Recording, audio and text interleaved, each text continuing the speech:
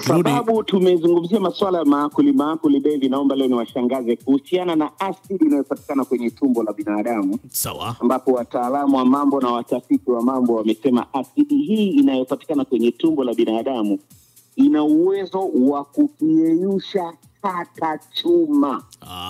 Tafadhali Oresti bana. Chukua hiyo ndugu yangu. No. Chukua hiyo ndugu yangu, ni hatari. Kwa mujibu wa wataalamu hawa wameeleza hiyo asidi inayopatikana huko ambayo ndio inayotumika kwenye uyeyushaji wa vyakula tunavyokula, basi ina uwezo wa kuyeyusha hata chuma.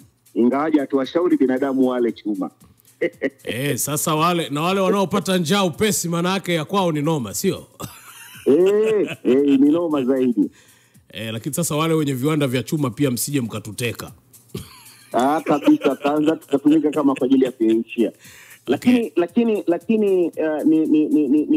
nilitaka watu waendelee kuzingatia masuala ya usafi. Sawa. Na hii moja kati ya nyingine na kushangaza nayo, unaambiwa mikono yako ina bakteria hatari sana kuliko hata wale wanaopatikana kwenye kinywa cha binadamu, ambapo pia wataalamu wa mambo wamekuwa wakitushauri, kwa sababu wapo bakteria wazuri na wale wengine ambao kwa namna moja ama nyingine wanaweza kusababisha magonjwa kama yule ambaye